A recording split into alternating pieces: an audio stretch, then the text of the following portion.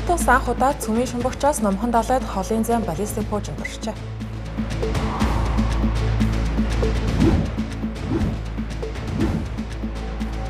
НАТОгийн дээд хэмжээний уулзалт Турк улсын Анкара хотод эхэллээ.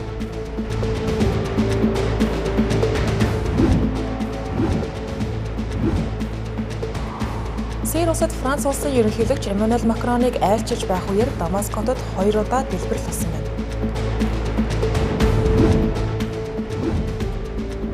Хамас бүлэглэл Газын зурсдах засаг захиргаагаа татан болгож байна.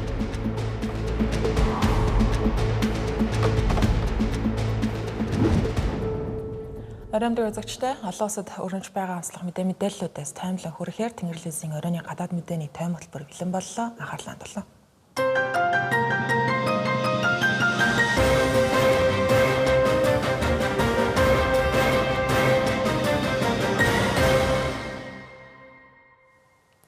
За бүгд найрамдах Хятад улсын тэнгисийн цэрэг цөмийн шумбагчаас анх удаа номхон далайд холын зайн баллистик пуужинд туршлаа.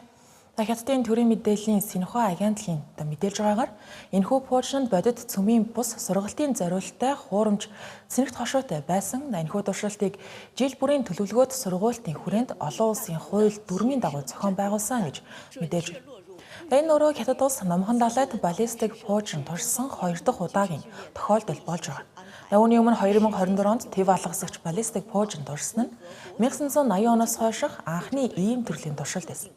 Шинжээчдийн үзэж байгаагаар энэ удаагийн туршилт нь Америк нэгдсэн улс цөмийн пуужингийн хүчин чадлаа тогтмол шалгадагтай ижил хэлбэрийн ажиллагаа мөн Хятад улс дэлхийн хэмжээний цөмийн гүрний статусаас сануулж тодтогж байгаа хэрэгэ гэж үзэж байна. Гэхдээ пуужингийн туршилтын дараагаар Австрали, Япон, Шинэ Зеланд зэрэг бүс нутгийн улс орнууд санаа зовниж байгаа гэдгийг илэрхийллээ. Учир нь энэхүү пуужин өмнөд номхон далайн цөмийн зэвсгээс ангид бүсэд унсан юм байна. Тус бүсийг 1986 оны Ротонгийн гэрээгээр байгуулсан мөн цөмийн зэвсэг турших, байрлуулахыг хориглодог байна. Хятад улс энэхүү гэрээний протоколд 1987 онд нэгдэж энэ бүсэд цөмийн зэвсэг туршихгүй, ашиглахгүй, занал хийлгэхгүй гэж амлаж байсан байна. Австралийн гадаад хэргийн сайд Penny Wong энэхүү туршилтыг бүс нутгийн доктортой байдалд сөргөөр нөлөөлөх алхмаа гэж үнэлж байна. Япон улсын батлан хамгаалах яам мөн мэдээлэл гаргаж Хятадын цэргийн нөлөө нэмэгдэж заял тод байдал хангалтгүй байгаад санаа зовниж байгаа гэлээ. Мөн ийм төрлийн пуужингийн туршилтаа дахин нэгтэлж эргэж харахыг Бээжинд уриалсан байна.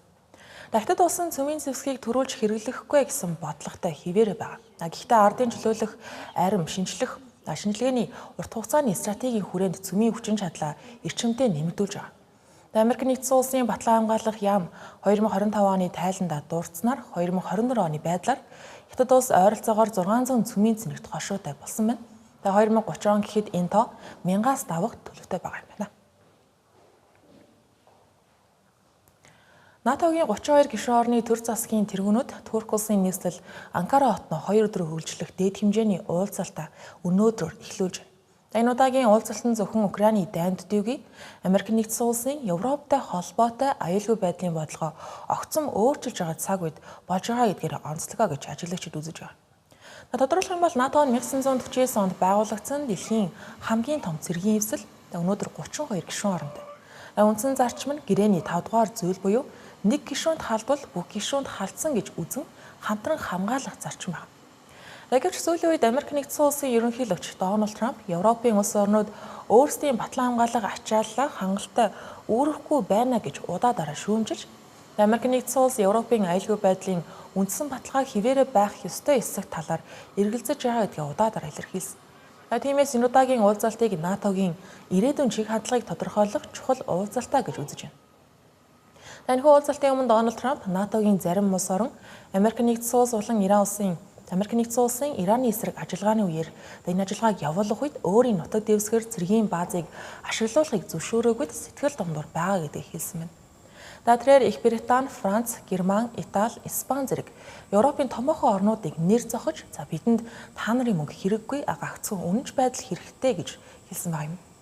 Гэхдээ уулзалтын гол хэрэлцэх асуудлуудын нэг нь НАТОгийн гишүүн орнуудын батлан хамгаалах төсөв яахааргүй мөн НАТОгийн ерөнхий нарийн бичгийн дарга Марк Рюте Европын улс орнууд болон Канада улс 2025 онд батлан хамгаалахын зардлаа өмнөх оноос 20%-аар нэмэгдүүлсэн гэдгийг хэллээ. Гэсэн ч энэ нь Вашингтоны хувьд бол хангалттай биш байж магадгүй. Тиймээс НАТО, Европын холбоотон улс орнууд зөвхөн төсөв нэмэхээс гадна орчин үеийн дайн байлдаанд шаардлагатай шинэ технологи, үйлдвэрлэлийн хүчин чадлаа өргөжүүлэхийг шаардаж байна. Тиймдээ ч уулзалтын хүрээнд Батлан хамгаалах үйлдвэрлэлийн форум зохион байгуулж зэвсгийн үйлдвэрлэл болон шинэ технологийн хамтын ажиллагааг хэлэлцэх юм байна. Украины дайны тухайд 5 дахь жилдээ үргэлжилж байгаа учраас НАТО Украиныг цаашид хэрхэн дэмжих вэ гэдэг асуудал мөн яригдана. Одоогийн байдлаар Европын улс орнууд болон Канада улс Украиныг батлан хамгаалах хэрэгцээний ихэнх хэсгийг санхүүжүүлсэн хэвээр. Украины агаарын давталгаанаас хамгаалах системийн санхүүжилтийн 90 орчим хувийг бүрдүүлдэг юм байна. Уулзалтанд Украин улсын ерөнхийлөгч Володимир Зеленский өөрийн биеэр оролцож ерөнхийлөгч Дональд Трамптай хоёр талын уулзалт хийхээр төлөвлөж байгаа гэх мэдээлэл байна. Уулзалтын дараагийн нэг онцлог сэдэв ялангуяа Европын орнуудын хамгийн их анхаарал татаж байгаа асуудал бол Америк нэгдсэн улс Европ дахь цэргийн хүчээ бууруулах хэсэг тухай.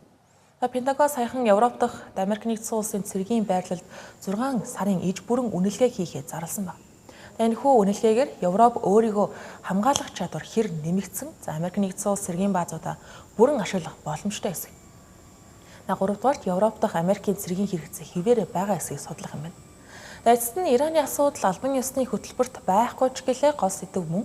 Албан ёсоор хилэлцэх асуудлуудын жагсаалтанд багтаагүй ч гэсэн Америк нэгдсэн улс болон Израиль улсын Ирантай хийсэн мөргөлдөөний үр дагавар уулзалтын үеэр өргөн хүрээнд яригдах төлөвтэй байгаа юм. НАТО өөрөө Ираны дайнд оролцоогүй, мөн Америк нэгдсэн улс ч гэсэн НАТОгийн хүрээнд хамтарсан ажиллагаа явуулаагүй. Гэхдээ Дональд Трамп холбоотнууд Ираны асуудалд Америк нэгдсэн улсыг хангалттай дэмжүүгээ гэж үзсээр байгаа энэ удаагийн уулзалтын уур амьсгалд шууд нөлөөлөх нь гарцааг байна. Уулзалтын зохион байгуулалтын тухайд энэ удаагийн уулзалтыг Турк улсын ерөнхийлөгч Режеп Тайип Эрдоган Анкара дахь Бишкекийн ерөнхийлөгчийн ордонд зохион байгуулж байна. Энэхүү уулзалтанд НАТОгийн гишүүн орнуудаас гадна Япон, Бүгд найрамдах Солонгос улс, Австрали улс, Шинэ Зеланд зэрэг Энтэг намхан далайн бүс нутгийн түнш орнууд оролцож байгаа юм байна. Мөн Америк нэгдсэн улсын ерөнхийлөгч Дональд Трамп, Сирийн улсын шинэхэн ерөнхийлөгч Ахмад Ал-Шараатай уулзахаар төлөвлөж байгаа гэх мэдээлэл байгаа юм. Франц улсын ерөнхийлөгч Эммануэль Макрон, Сирийн улсын ерөнхийлөгч Ахмад Ал-Шараатай Дамаск хотод албан ёсны уулзалтыг хийж явах үеэр нийслэл Дамаск хотод 2 хүчтэй дэлбэрэлт болсон байна. Сирийн төрийн хэвлэлүүдийн мэдээлж байгаагаар энэхүү халдлагын улмаас одоогийн байдлаар 4 хүн шархагдсан, гэхдээ хүн амирагдсан тухай мэдээлэл одоогийн байдлаар гаргаагүй байна. Эммануэль Макрон ерөнхийлөгчийн ордонд Ахмад Ал-Шараатай уулзаж байх үед дэлбэрэлтүүд хотын төвд байрлах Four Seasons зочид буудлын ойролцоо болсон юм байна. Францын ерөнхийлөгчийн тамгын газрын зүгээс Эммануэль Макроныг аюулгүй байгаа уулзалт төлөвлөсөн хуваарийн дагуу үргэлжилж дууссан гэдгийг хэлсэн байна. Дэлбэрэлт хэрхэн болсон бэ тухайд тухайн үед Сирийн төрийн телевизийн мэдээлснээр 2 дэлбэрэлтийг тесрэх төхөөрөмжөөр үйлдсэн байна. Нэг төхөөрөмжийг хогийн савн, нөгөөг нь замын хажууд байрлуулсан автомашинд нуусан байж.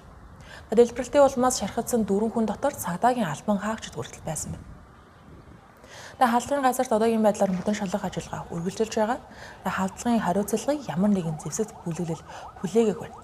Дэлбэрэлт болох үеэр Сирийн улсад ирээд байсан Эммануэль Макрон нь Ахмад Ал-Шараа засгийн эрхэнд гарснаас хойш Сирийн улсад айлчилсан барууны томоохон орны анхны төрийн тэргүүн болсон гэдгийг мэд дурдган зүйтэй. Тэрээр Европын холбоо болон Америк нэгдсэн улсыг Сирийн улсын эсрэг тавьсан ихэнх хориг арга хэмжээг цуцлахад идэвхтэй байр суурь баримталж байсан өдөртөгчдийн нэг байна. Мөн энэ удаад Сирт эдийн засгийн төлөөлөгчдийнхөө хамт хүрэлцэн ирсэн. Олон жил үргэлжилсэн дайны дараах сэргээн босголтод гадаадын хөрөнгө оруулалтыг татах асуудлыг хилцэж байгаа юм. Мөн айлчлалын үеэр хоёр улс эдийн засгийн хамтын ажиллагааны хэд хэдэн санал бичиг байгуулахаар төлөвлөж байна. 14 жил үргэлжилсэн иргэний дайны улмаас Сирт бараг хагас сая хүн амиа алдаж, олон сая хүн дүрж шилжсэн байна. Мөн улс орны дэд бүтэц ихээхэн сүйдсэн байна. Олон улс болон хувийн хөвшлээс хөрөнгө оруулалтын амлалтууд өгч байгаа ч гэлээ Сирийг бүрэн сэргээн босгоход олон зуун тэрбум $, хөрөнгө оруулалт шаардлагатай гэж олон улсын байгууллагууд тооцоолдог. Ийм нөхцөлд Франц улсын ерөнхийлөгчийн айлчлал Сирийн олон улсын харилцаа эдийн засгийн сэргэлтэд чухал алхмаа гэж үнэлэгдэж байсан. Тиймдээ ч ийм чухал айлчлалын үеэр дэлбэрэлт болж байгаа нь 2024 онд Башар Асадын дэглэмийг түлхэн унгаасан босголыг удирдах эрхэнд гарсан ерөнхийлөгч Ахмад Ал-Шараагийн хувьд томоохон сорилт олж байгаа юм. Учир нь тэрээр улсын хэмжээнд аюулгүй байдлыг сэргээн, зэвсэг бүлэглэлүүдийг хяналтандаа авна, шашин үндэсний цөөнхийн итгэлийг сэргээн, барууны орнуудын дэмжлэгийг авч улс төр эдийн засгийн шинжилгээг хэрэгжүүлэхийг зорино гэж амласан байна. Сүүлийн саруудад Сирийн зарим бүсэд мөргөлдөөнүүд болж байсан ч гэлээ нийслэл Дамаск хотод бол харьцангуй нөхцөл байдал тайван байсан учраас энэ удаагийн дэлбэрэлт аюулгүй байдлын нөхцөл байдал бүрэн докторжоогүй байгааг дахин харуулсан үйл явдал болж байгаа юм. Үүний өмнө хэдхэн хоногийн өмнө Дамаск хотын шүүхийн ордны ойролцоо кафед дэлбэрэлт болж байсан. Тухайн халдлагын улмаас дор хаяж 10 хүн амиа алдаж 20 гаруй хүн шархагдсан байдаг. Энэхүү хоёр халдлага хоорондоо холбоотой эсхийг эрх баригчид одоогоор тогтоож амжааг байгаа юм а. Газын зурвасны хямрал эцэст нь нэг шийдэгдэж дуусах гэж байх шиг байна. Хамас бүлэглэлийн зүгээс газын зурвасдах засаг цагаагаа татан буулгаж, Америк нэгдсэн улсын зуршилтай газогсоо хэлэлцээрийн хүрээнд нэгдсэн үндэсний байгууллагын дэмжлэгтэй техникийн хороонд эрх мэдлээ шилжүүлэхээр болсон гэдгээ зарлаа. Энэхүү шийдвэрийг олон жил үргэлжилсэн дайны дараах газын зурвасыг сэргээн босгох үйл явцад хувь нэмрээ оруулж байгаа явдлаа гэж байр суурьад Хамас бүлэглэлийн зүгээс илэрхийлсэн байна. Энэхүү бүлэглэл гэхдээ зэвсгээ хураалгах заман аюулгүй байдлын хяналтаа олон улсын хүчинд шилжүүлэх эсэх талаар яг тодорхой хариу одоогийн байдлаар өгөөгүй. Палестины энэ бүс нутгийн өдөр тутмын үйл ажиллагааг хэвийн явуулахын тулд зөвхөн техникийн болон мэргэжлийн ажилтнууд албан тушаалтаа үлднэ гэсэн байна. Үйлчилгээ үзүүлэх чиглэлээр ажиллаж байгаа бүх ажилчид, төрийн албан хаагчид ба газын зурвасыг удирдах үндэсний хорооны удирдлагадор ажиллахад бэлэн байгаагаа мэдээлв. Газын зурвасыг удирдах сэргээн босгох чиг үүрэг бүхий ерөнхийлөгч Дональд Трампын тэргүүлдэг шинэ байгууллага болох их тайвны зөвлөлийн тухайд Хамасын мэдээллийг хүлээн авсан гэдгээ зарласан. Ихтэй бодит үр дүн амлалтаар биш хэрэгжүүлсэн үйл ажиллагаа дүгнэлтээр бол харна гэдэг юм хэллээ.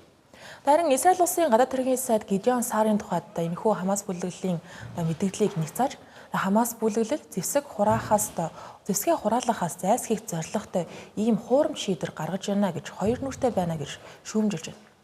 Ерөнхийдөө бол ганц зогсоо хэлэлцээрт гарын үсэг зурснаас хойш 9 сарын дараа Израиль болон Хамасын хооронд хэлэлцээ үндсэндээ бол гацаанд орсон хിവэрэ байгаа гэж хэлж байна. Гол маргаан нь хэлэлцээрийн 2 дахь үе шатыг хэрэгжүүлэх асуудал тэр дундаа Хамасыг зэвсэггүй болгох, газын зурвасыг сэргээн босгох үйл явцтай холбоотой. Хамас бүлэглэлийн зүгээс зэвсгэлтэй холбоотой асуудлыг хэлэлцэхээс өмнө газогсоох хэлэлцээрийн эхний үе шатыг бүрэн хэрэгжүүлсэн байх ёстой гэсэн байр суурь илэрхийлж байгаа юм. Өнөөдрийн сүүлчийн онцлог мэдээ. Франц улсын давж заалдах шатны шүүх өнөөдөр төсвийн хөрөнгө шанхигдуулсан гэх хэрэгт холбогдоод байгаа улс төрч Марин Le Pen-ийн давж заалдах гомдлыг хэлэлцсэн эцсийн шийдвэрээр танилцуулах юм. Энэхүү шийдвэр нь Франц улсын ерөнхийлөгчийн 2027 оны сонгуульд тэргүүлэх өрсөлдөгчдийн нэгэ гэгдэж байгаа. Түүнийг иргэжлийн сонгуульд нэр дэвших эсхийг нь шийдэх маш чухал үйл явдлаа гэсэн. Өдгөө 57 настай Марин Le Pen нь 2025 оны 3 дугаар сард гаргасан шүүхийн шийдвэрийн эсрэг давж заалаад байгаа. Түүнийг болон түүний тэргүүлдэг үндэсний нэгдлийн намын гишүүдийг 2004-өөс 2016 оны хооронд Европын парламентын туслах ажилтнуудад зориулагдсан санхүүжилтийг хууль бусаар өөрийн намын ажилтнуудын цалин хөлсөнд ашигласан гэх үндэслэлээр шүүхээс буруутай гэж үзэж байгаа.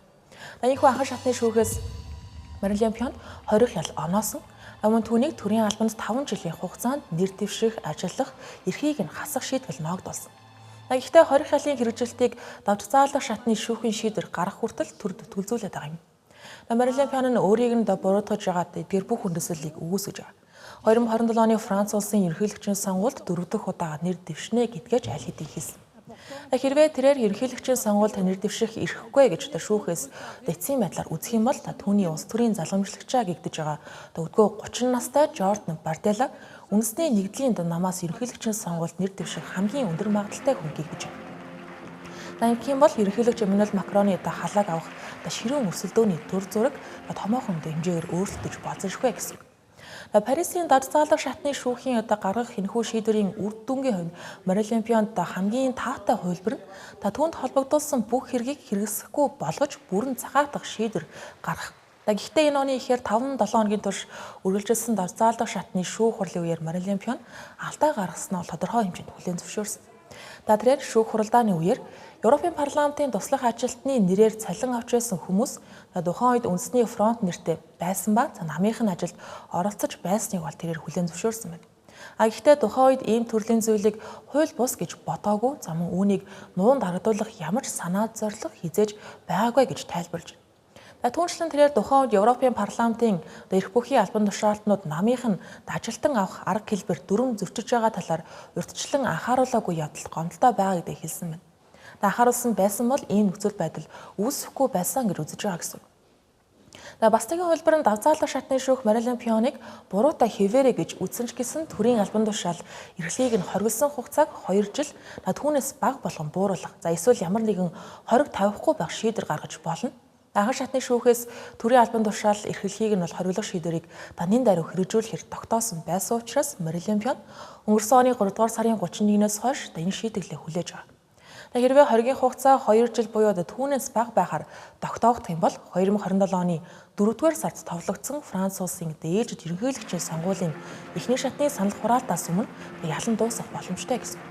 Сүүлийн хөлбөр нь прокурорд давзаалах шатны шүүхээс Марилен Пионд 4 жилийн хориг ял оноохыг одоогийн байдлаар хүссэн. Үүний 3 жилийг тэнсэн харгалзах шийтгэлтэй байхаар санал болгосон юм байна. Мөн түүнийг төрийн албан тушаал эрхлэхийг нь 5 жилийн хугацаанд хориглох шийдвэр гаргахыг хүссэн байна. Марилен Пионы хувьд цаашид Францын кассацийн шүүхэд хандах боломжтой хэвээрэж гэлээ эцсийн шийдвэр гарах хүртэл шийтгэлийн хэрэгжилтийг түтгэлзүүлэх хэсэг нь тодорхойг байна.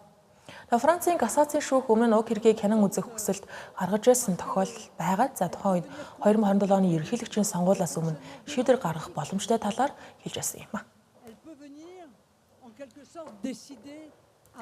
Хөтөлбөр үргэлжлүүлж байна. Хөрвүүлэн бусад онцлог мэдээллийг давчаар багслуулна.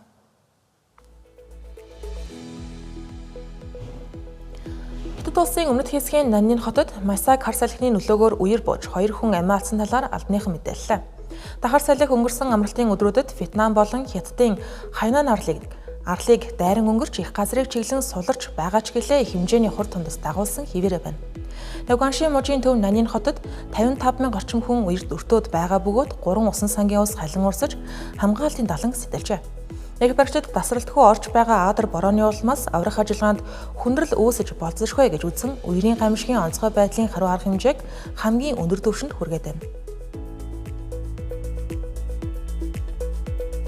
Франц улсын өмнөд хэсэгт гарсан томоохон ой хээрийн төмрийн улмаас 10,000 гаруй хүнийг аюулгүй бүс рүү нүүлгэн шилжүүллээ. Испани хэлтэй ойролцоох Пиренеийн нурууны бэлд орших 10 гаруй тосгон суурингийн оршин суугчдад яаралтай нүүхийг үүрэг болгосон байна. Хотын ойролцоох Тревек орчимд гарсан түүмэр одоогоор 4,600 гаруй га талбайг хамраад байгаа бөгөөд хүчтэй салхи галын дархалтыг улам эрчимжүүлж болзошгүй гэж эрх баригчид анхаарууллаа.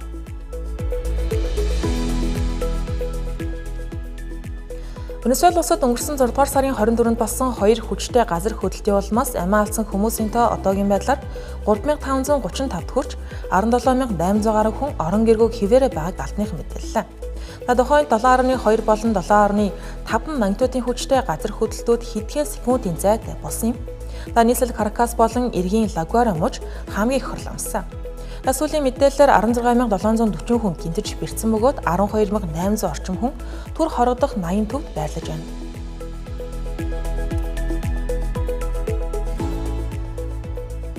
Иран улсын нийслэл Техран хотод дээд өдөртөгч асан Аятолла Али Хаменеиг эцсийн замд нь өдөх ёслолд 1 сая гаруй хүн оролцлоо. Аятолла Али Хаменей болон 2 дугаар сарын 28-нд Израиль Америк нэгдсэн улсын эхлүүлсэн дайны үеэр агаарын цохиолтонд амиа алдсан түүний гэр бүлийн гишүүдийн авсыг бунхны хийцтэйгээр чимгэлсэн ачааны машинд байрлуулан авч явжээ.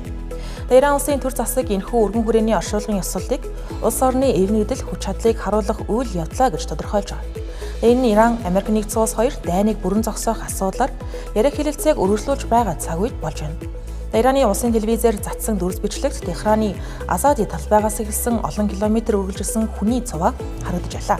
Намын оролцогчдын тоо 2020 онд генерал Касим Сулейманы оршуулгад цугласан олноос ч илүү байсан гэх тооцоо байна.